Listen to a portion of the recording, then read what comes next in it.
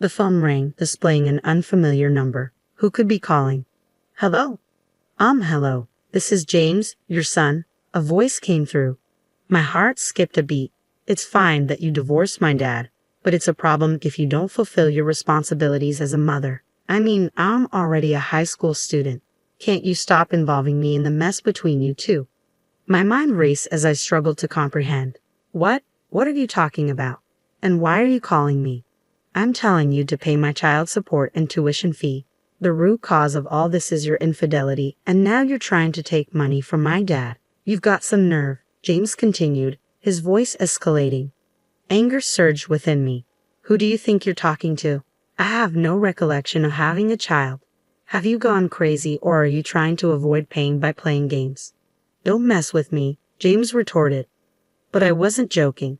James must think I'm messing with him, but I'm surprisingly serious.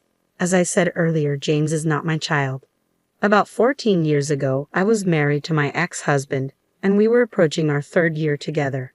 Until then, our relationship hadn't changed much, and we got along fairly well. However, one thing felt unnatural: the issue of children. Before marriage, I had expressed my desire to have children soon. Yet 3 years into our marriage, my husband had never brought up the subject. It's been 3 years. What about having a child? I finally broached the topic. His response was dismissive. Oh yeah, but I'm busy with work right now. When will you not be busy? You always say that, and it's been dragging on until now. Our conversation took a strange turn, leaving me unsettled. I hadn't suspected him of cheating. I was simply trying to convey that if his behavior persisted, suspicions would inevitably arise, yet for some reason he appeared flustered, as if concealing something. This prompted me to delve into my ex-husband's activities, unveiling the truth behind his words and actions. Upon confronting him, his demeanor and the truth about his purported business trips painted a damning picture. It wasn't merely an affair, he was leading a double life. Half the month he was with me, and the other half with another family. What shocked me most was discovering that the other woman had a child. James, the same child who had called me earlier. At the time, James was merely 2 years old, oblivious to the complexities surrounding him. Was this a blessing in disguise? Regardless, someone was bound to be hurt. Deciding to confront the other woman, I approached her in the following days. Despite her immediate recognition of me, her demeanor was hardly welcoming. Amidst the tense atmosphere, I wasted no time in addressing my concerns. I questioned the morality of my ex-husband's double life and sought clarity regarding the child's parentage. Her response was disconcertingly composed. She showed no signs of guilt or remorse. Confidently, she asserted her role as James's mother, contrasting starkly with my ex-husband's attempts at concealment. Feeling somewhat overpowered by her unwavering demeanor, I pressed on, inquiring about her plans for the future. I have no intention of altering my current lifestyle. I'm content with it. However, I can't shake the feeling that he has no desire for more children. Why is that? When I informed him of my pregnancy with James, his reaction was less than enthusiastic. His response, that it wasn't the right time for a child, left me wondering if my pregnancy was merely happenstance. It made me question whether he harbored any desire for fatherhood at all. Despite his claims of loving children, his reluctance to embrace the news of our impending parenthood was puzzling. Upon sharing my doubts with the other woman, she offered a knowing smile. Isn't it curious? You who desire children conceived, while I who lacked such desire did not. Can we truly say he loves children? I wanted to refute her claims, but doubt crept in. Was his declaration of love for children sincere, or merely a facade to charm me? I couldn't be certain. The woman's words lingered in my mind, casting doubt on my convictions. It seemed my ex-husband was now contemplating the prospect of children, a notion he hadn't entertained before. As I pondered her assertions, her unwavering confidence left me feeling despondent. Days later, I took decisive action, filing for divorce and expressing my intention to seek a fair division of assets. He probably learned about me from the other woman. My husband accepted everything without questioning, even our divorce and my claims. In the end, I pondered why he had married me. That remained my sole curiosity until the very end. On the day I packed my belongings and left our home, I finally asked him the burning question: why did he marry me? I'm not sure. I don't really understand it myself, he admitted. I pressed further, wondering why we had tied the knot in the first place. You're right. We shouldn't have married at all, he confessed. We made a mistake. But Susan, you know I married you because I loved you. We just made the wrong choice. Let's strive for a better life from now on. Thank you for everything. With a heavy heart, I responded, thank you too. I'll pray not to choose someone like you in the next life.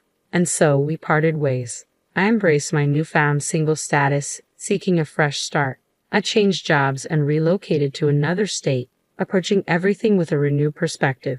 It was a challenging but ultimately enriching experience.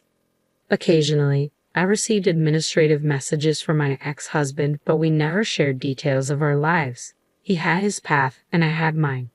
However, after a decade of silence, I received an unexpected call from James.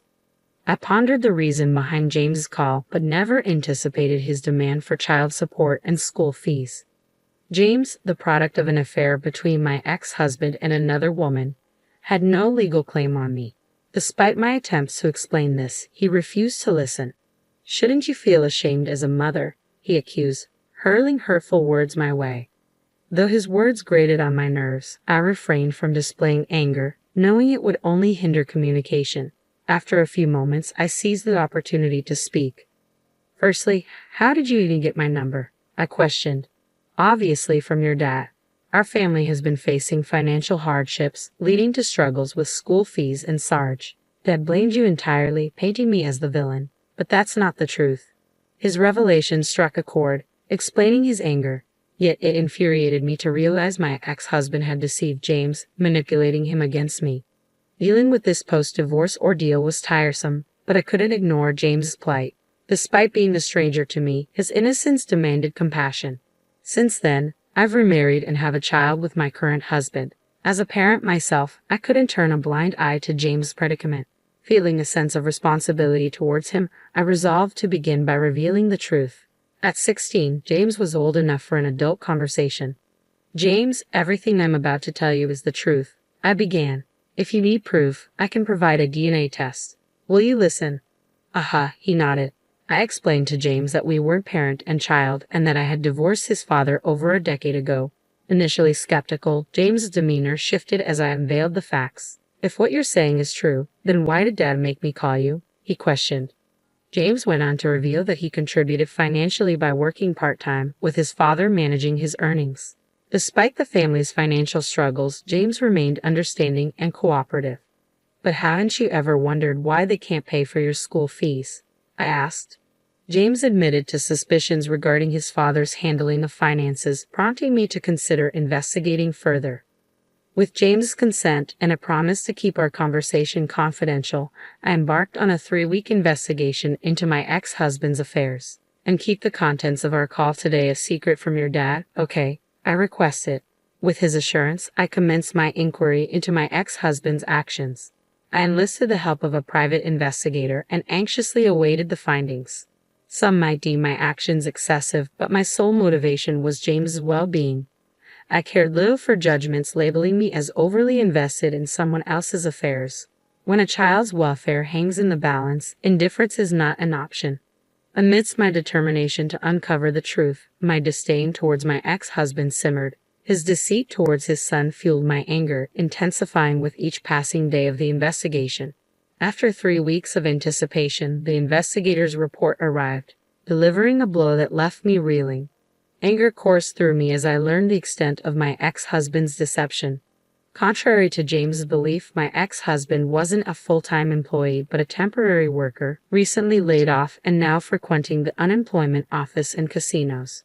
His appearances in business attire masked his desperate job hunt, a far cry from the stable image he projected to his son. Worse still, my ex-husband shamelessly extorted money from James under the guise of remorse, only to squander it on frivolous pursuits. James's generosity, born from compassion, inadvertently funded his father's reckless habits. This revelation fueled my indignation. Such exploitation of a child's trust was unforgivable. With a determination to address James' situation, I reached out to my ex-husband's mother. Thankfully, I hadn't deleted her number. "Hello," she greeted, surprised by my call after such a long silence. "Mother-in-law, could we talk for a moment?" I requested, feeling a mix of apprehension and resolve. I explained the current predicament, sharing the truth about my ex-husband's actions. Despite our limited interaction during my marriage and subsequent divorce, I knew that my ex-husband's mother and her sister harbored no fondness for him. To my relief, she remained composed, seemingly understanding of my intentions. "I understand now. Thank you for telling me," she responded, her tone tinged with disappointment. As I recounted the details, I sensed her anger simmering on the other end of the line. "It all makes sense now," she remarked, her voice heavy with realization. "I hadn't been informed about James's birth because he was a product of his affair. He brought James around a few times, but you had just given birth and didn't want visitors, so he instructed us not to contact you." Moved by her empathy, I expressed my gratitude. "I'm happy now because James shows his face every once in a while. He might be born out of infidelity, but that's not his fault. I plan to stand by him from now on. You're such a wonderful grandmother," she concluded warmly. With her support, I felt a glimmer of hope for James's future. I felt a sense of relief, which prompted me to reach out to my ex-husband's mother with an unexpected proposal. I asked if she and her husband would be willing to take in James. Of course, she agreed readily. He's been working so hard at his part-time jobs, but his father squanders his earnings on slot machines. It seems I'll need to have a serious talk with him. We shared a chuckle, acknowledging James' admirable but misplaced efforts to support his father. My mother-in-law expressed her desire for James to live a carefree life with us. With her determination to raise James, his situation seemed to be on the path to resolution. However, there was still the matter of confronting my ex-husband. Arranging a meeting, I met him at a coffee shop, noting his disheveled appearance compared to before. "I didn't expect to hear from you," he remarked casually, unaware of the bombshell awaiting him. As he spoke of his financial struggles and deception, I seethed with anger. But before I could confront him, my mother-in-law, her sister, and James approached our table, having overheard his confession. They didn't hold back, condemning his actions and character. My ex-husband, caught off guard, could only stammer in response. Witnessing his true nature exposed, my ex-husband faced the consequences. Under my in-laws' guidance, he was put to manual labor, his earnings deducted as child support for James' expenses. Meanwhile, James found solace with my in-laws, distancing himself from his father's toxicity. He embraced his grandparents' kindness, embodying the innocence of youth.